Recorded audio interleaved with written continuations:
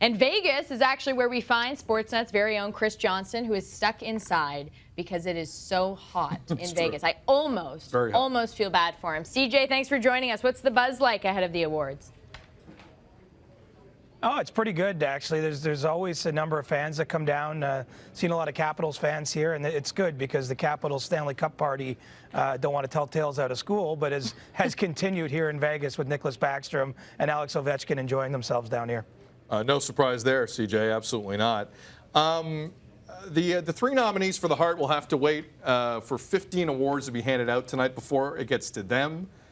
This is as close a year as I can remember. When's the last time, in your memory, CJ, a Hart Trophy was this up in the air, even right up to awards night? Honestly, it probably predates my career. I never remember coming here and not having a really strong sense of who was going to win. And you know, in this case, I think it's a total toss-up. It's likely, in my eyes, going to be Nathan MacKinnon or Taylor Hall. I know that Anze Kopitar is nominated as well, and he told reporters yesterday he would have voted for himself. But I do think it's going to come down to MacKinnon and Hall. And one of the reasons it's difficult to sort between them is that their seasons mirrored one another in some ways. They both were on teams that had disastrous seasons a year ago, and they helped propel them into playoff spots this year. You know, I gave my personal vote. I'm one of the voters for the Professional Hockey Writers Association. I gave my first vote to MacKinnon and my second to Taylor Hall. But you know, I have no idea if I'm going to have the same one that turns out here with the majority of the people. All first-time finalists, too, for the Hart. And that means, yeah, Connor McDavid not up for the Hart. And a lot of people have kind of questioned that. Is he the front runner then for the Ted Lindsay? He is, because, you know, there's different voting involved with that. And you know, basically the players are choosing their MVP when it comes to Ted Lindsay, the best player in the league. And you know, I think that Connor clearly has that title. He has a claim to that, even in a season that went so wrong for the Edmonton Oilers with the way he led the league in scoring. You know, whereas the Hart, remember, the terminology on it is the player most valuable to his team. And you know, I think that some voters had difficulty placing Connor among their Hart Trophy votes because the team had such a tough year and they didn't know how to rectify that. Whereas, you know, when you're looking at the Halls and the McKinnons and those other players, they clearly lifted their teams to a higher spot. So, you know, I wouldn't be surprised if the players went to McDavid with the Ted Lindsay, but, you know, that one's up in the air as well. This was an incredible hockey year, CJ, but it also was, you know, it was a tough year all around for a lot of people, and that will be honored and respected this evening during the show as well. Marjorie Stoneman Douglas will be brought up during the show, and we remember Roberto Luongo speaking on that not long after that incident. What happened in Vegas, obviously, that will be remembered, and 10 kids from Humboldt are down there. I was just reading the stories from yesterday, CJ, and the announcement that Rogers made about August 24th in Humboldt. The interaction with the kids and the NHLers, I didn't see any of the video.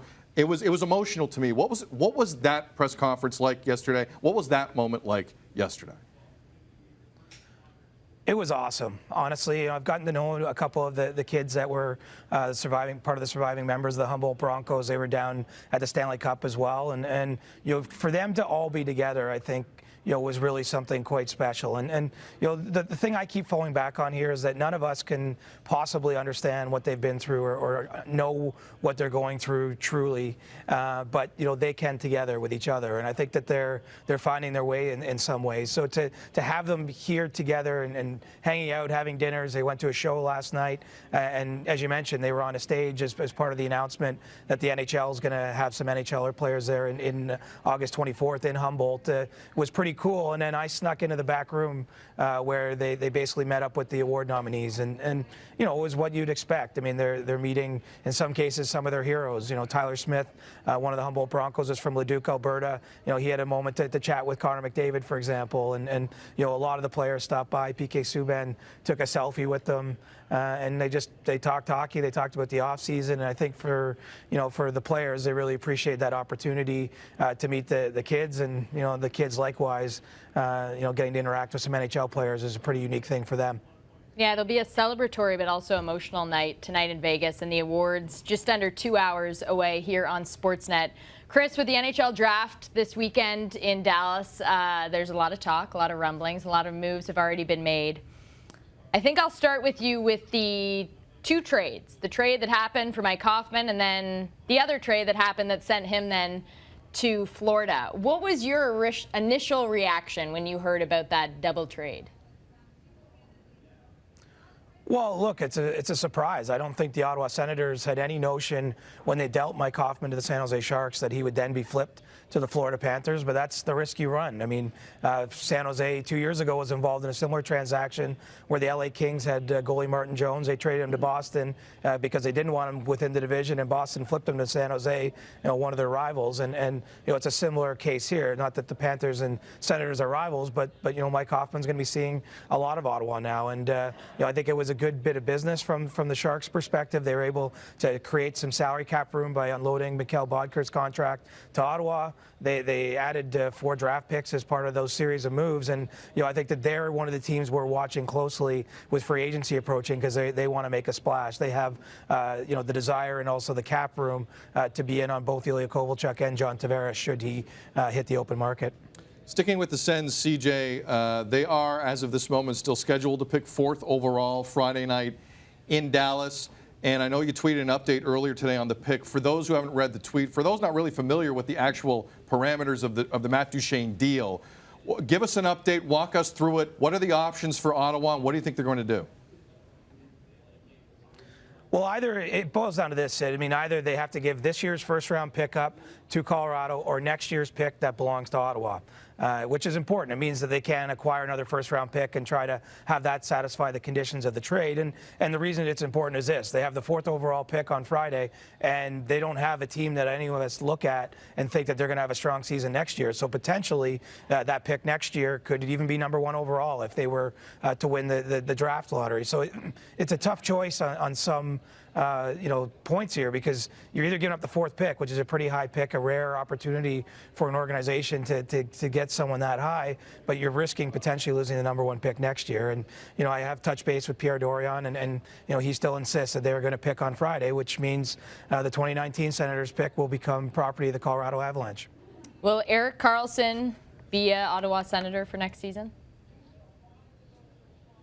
$1 million question, and I'm still waiting for the answer myself. I mean, from the Senators' perspective, they've been quite clear that they intend to offer him a contract extension to try to get him signed, which they can do as of July 1st. But the mere fact that they came quite close to trading him, I believe, at the trade deadline, that they were in serious discussions at that point. I'd be surprised if those sort of discussions didn't pick up here around the draft because, we're talking about a transaction that's likely to include at least the 1 draft pick probably from Friday night. And there's some value if you're Ottawa in adding that immediately if you're going to make this kind of trade. So, right now the indications from the Senators are that they're not moving him, but, there is a belief in, from other teams around the league that he's a player that can be had. And it's just about seeing if you can, offer up that kind of deal. And it's a tough trade now because, he only has 1 year left on his contract. And if you're giving up a huge amount of assets to bring in Erik Karlsson, I would think you want to do it with at least the comfort or the understanding you'll be able to sign him to an extension. And that's sort of a secondary part of any move that's going to have to happen for him. CJ, Sens scheduled to go 4th Friday. The Habs scheduled to pick 3rd. Marc Bergevin's already been busy. Galchenyuk gone. Max Domi in. Is your gut telling you he's not close to being done here over the next 4 days or so? How busy are the Habs going to be? Well, they need center help. I mean, it's no way around it. And, the Galchenyuk trade, they liked what they got in Max Domi, a versatile player, someone who fits into their top 6 most likely, but he doesn't play that key position where this organization still has an obvious need. So I would think that the Montreal Canadiens will be very aggressive in trying to add at that position. I don't believe John Tavares is an option for them if he does hit free agency. I don't believe he sees a fit for himself in Montreal. So there's not obvious solutions on the free agent market. I mean, maybe someone like Paul Stastny, could be someone that they go after, but it might come down to another trade. And we've seen that Marc Bergevin is not afraid to make a big deal in the offseason. It's 3 in a row now where he's made a significant move in June. And I would think that certainly as he goes here and to Dallas and sits down with his colleagues, that he's going to be trying to make a trade to bolster his team down the middle. The Sabres are apparently getting calls about Ryan O'Reilly. Do you see him as a center possibly ending up in Montreal? There's certainly a fit there. I believe that the Canadiens do like what Ryan O'Reilly brings. He's on a fairly hefty contract, and that could be something maybe that becomes part of the trade talks, whether it be taking back a deal that the team acquiring Ryan O'Reilly doesn't like, or maybe Buffalo withholding some of his salary and retaining it. But Ryan O'Reilly's name is pretty prominently out there in rumors, and there could be a fit there with the Montreal Canadiens. It's just about finding a package that makes that work. And I sort of feel like in these days leading into the draft, it's a little bit of a staring contest in most cases between GMs. We don't typically see moves start until Friday, and everyone knows that that's approaching. But as I have these conversations in these days leading up to it, it's about not showing your hand and maybe not getting right to the point where a deal like that could be consummated. CJ, I love Marc Bergevin this time of year because you just don't know. I mean, let's go back 2 years, right? He had a player in PK Subban who was about to start an 8-year deal. We're approaching July 1st. Boom. Pulls the trigger when he can. He has another one of those players coming up in Carey Price. The 8-year contract at $10.5 a year on the cap. It starts very soon. Is it crazy to talk about Carey Price and a trade this close to July 1st? Is that lunacy? There's some lunacy involved in that. I really don't see that happening. And one of the differences here with Price and Subban is that Subban had a no-trade clause kicking in on that July 1st. So if they were going to trade him, they had a window there in late June, and that's when they dealt him on June 29th, 2016. With Carey Price, he has a no-trade clause currently. His new deal that kicks in July 1st also includes one. So he would have a say in any type of move. And it's not to say that he'd be necessarily averse to that, but I think it's a more complicated deal. And given just the price tag on his contract, how many injuries he's had to suffer through of late, and so any team that would be looking to acquire him would, might not be confident they're getting a healthy player that can, live up to those sorts of terms. I don't see a Carey Price trade happening now, but in the future, it's certainly going to be a talking point unless the Montreal Canadiens can get back to where they want to be. I mean, this is an organization that's going to have to consider everything, if they continue to sputter. There are a lot of names right now out there in the rumor mill, and a really interesting one is the Flyers perhaps willing to move Wayne Simmonds. And this is a skilled guy, a guy who's been prone to injury, but he has a really friendly cap hit of $3.975 million. What do you see a team giving in return for a player like Simmonds?